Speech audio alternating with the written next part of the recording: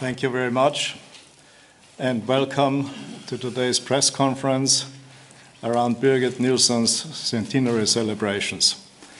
Before I begin, let me introduce my friends and colleagues here at the dais. To my right, Ms. Suzanne Riden, President of the Royal Academy of Music, who is kindly arranged for this celebration here at this venue. To my left, Sylvia Jaklic, who is our publisher for the Birgit Nilsson 100 book. And on the other side, Thomas Vogt, who is the filmmaker of the excerpts of a 90-minute documentary you've just seen here. With him is Mr. Wolfgang Wunderlich, who produced and made this film together with Thomas Vogt. I would like to extend a particular and special welcome to Mats Nilsson, who has been with us from ever since he is at the Royal Court and has made many, many things possible, and where we are very, very appreciative and grateful for his invaluable support in whatever we did in the Birgit Nilsson Prize celebrations and related projects. I would also like to extend a special welcome to Brigitte Svenden, where the celebration will take place on October 11 at the Royal Opera House again, and where it did take place before in 2009 and 2011.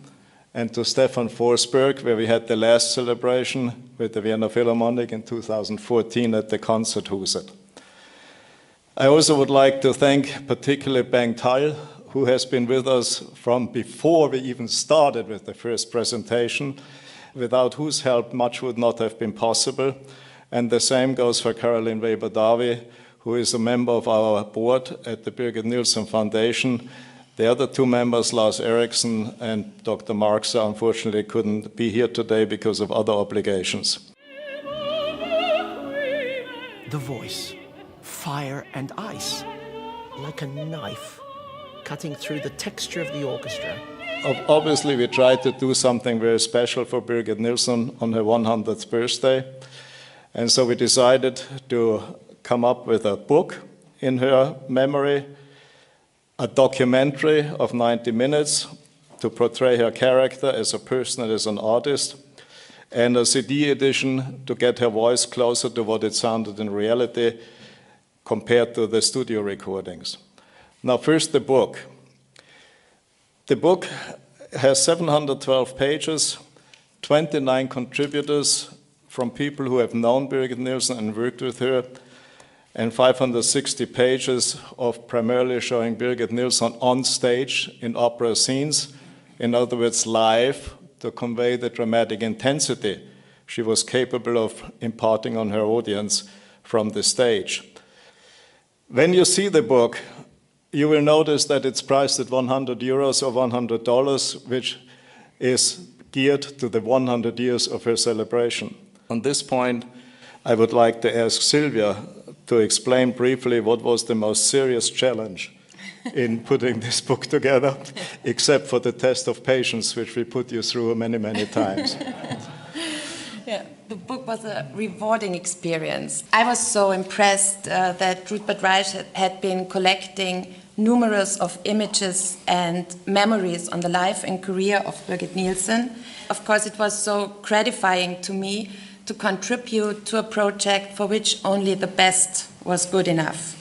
So having the opportunity to realize such a special book, for me as a publisher, probably was a once-in-a-lifetime experience. The next project is a 90-minute documentary, Birgit Nilsson, A League of Her Own, which will be released in June in Blu-ray as well as regular DVD.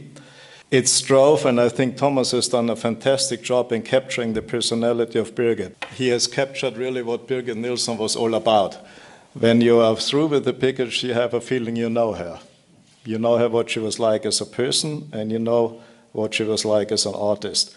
And here I would like to ask Thomas to comment on what would you say was the single most important or most difficult challenge to master on this DVD documentary. The most difficult challenge was to make a choice, because the material is so vast, and to get all that material in a nutshell, that was the challenge. But when you are involved in such a project where you are near to a great artist for almost 2 years, you really have the feeling of know her very well, finally.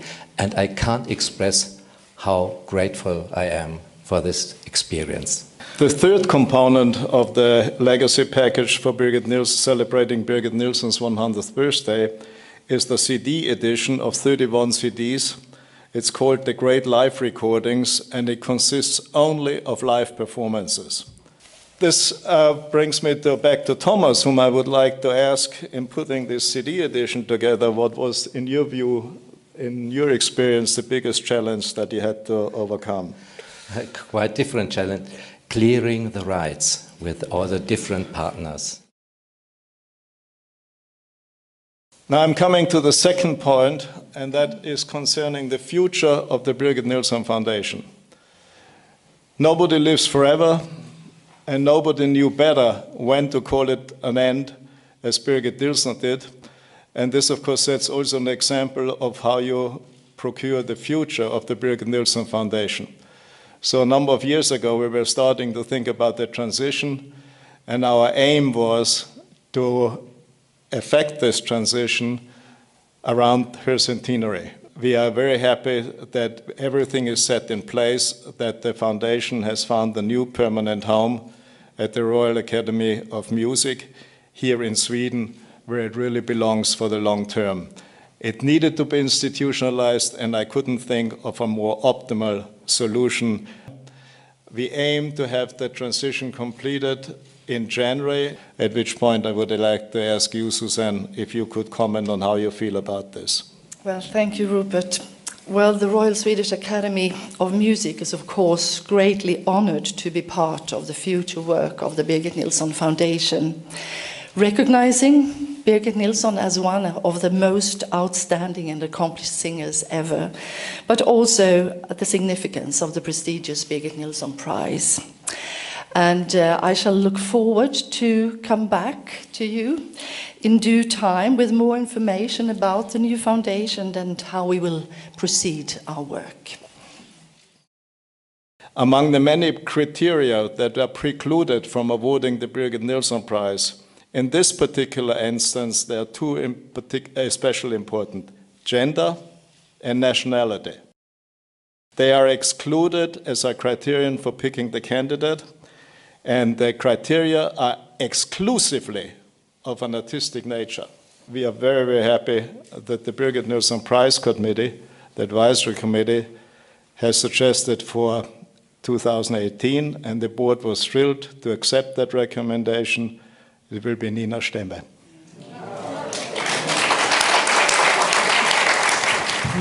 Yeah, I wonder, is Miss Stemme, what does she commented when she's been notified, I'm sure, about this award?